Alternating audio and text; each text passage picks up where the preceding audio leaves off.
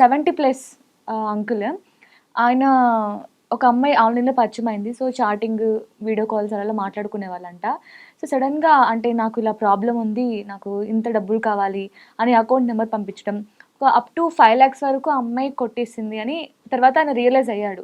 So, ఇలాగా చాలా మంది ఎందుకు రియలైజ్ అవ్వడం తెలీదా? అంటే నేను ఇది ఇంతమంది ఫేస్ అంకుల్ చేస్తున్నారు అమాయకత్వం కదా! అనుకోబాక. నేను మళ్ళీ చెప్తున్నా. I'm a lawyer also, forgetting the fact. హ్మ్.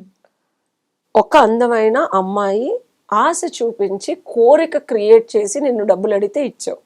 నీ స్వార్థం కోసం ఇచ్చావు. నీకు తెలీదా? చీటింగ్ అని ఎట్లా అంటావు? ఇష్టపడి ఇచ్చావు, ఇష్టపూర్వకంగా ఇచ్చావు. అమ్మాయి ఏదో ఇస్తుందని ఇచ్చావు, ఏమి ఇవ్వకుండా ఇవ్వాల. సో నా దగ్గరకు నేను చీటింగ్ అయిపోయానని మాట్లాడకండి. 70 ఏళ్ళోడికి ఏముంటది నిన్ను చూసి ఇష్టపడడానికి? డబ్బే. నువ్వు డబ్బు ఇవ్వు, అమ్మాయి ఇవ్వాల్సింది ఇస్తుంది.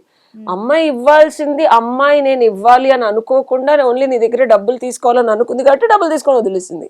ఇవ్వలేదు. దానికి నువ్వు ఏడవలసిన అవసరం లేదు. బుద్ధితో ముందే ఆలోచించి ఇచ్చిన తర్వాత డబ్బులు ఇవ్వాలి. అది నీ ఇన్కెపాసిటీ అంట, పచ్చిగా చెప్పాలి. ఓకే. ఇందులో చీటింగ్ ఏముంది?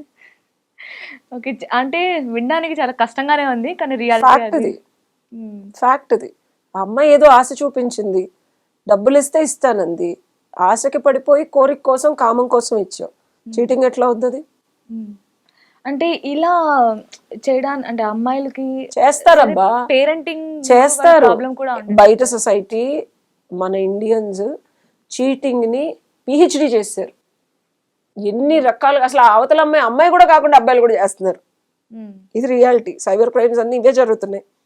సో ఆ మోసం ఉచ్చులో పడకుండా మిమ్మల్ని మీరు కాపాడుకోవాల్సిన బాధ్యత మీది. కోరిక, ప్రేమ, కామంలో పడినప్పుడు కనిపించదు, వినిపించదు, అనిపించదు. సో అప్పుడు మోసం జరగచ్చు. నిజాయితీగా ఉండే అమ్మాయి అయితే మీకు మంచి జరగచ్చు. ఓకే. అంటే అమ్మాయిలు కానీ అబ్బాయిలు కానీ ఇలా అవ్వడానికి వాళ్ళ పేరెంట్స్ ఏమైనా స్టాండ్ తీసుకోపోవడం వల్ల కూడా అంటారా? పేరెంట్స్ కొంతవరకే పెంచుతారు ప్రత్యూష.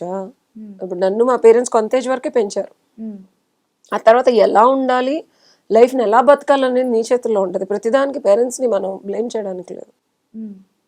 మంచి పేరెంట్స్ కడుపులో కూడా పండిత పుత్ర పరమసుంఠః అంటారు. అప్రాచ్యపు పిల్లలు కూడా పుట్టచ్చు. పాప వాళ్ళు మంచిగా చెప్తారు. అంటే ఇప్పుడు సొసైటీ వల్ల ఇన్ఫ్లుయెన్స్ అయి ఉంటారు మేబీ.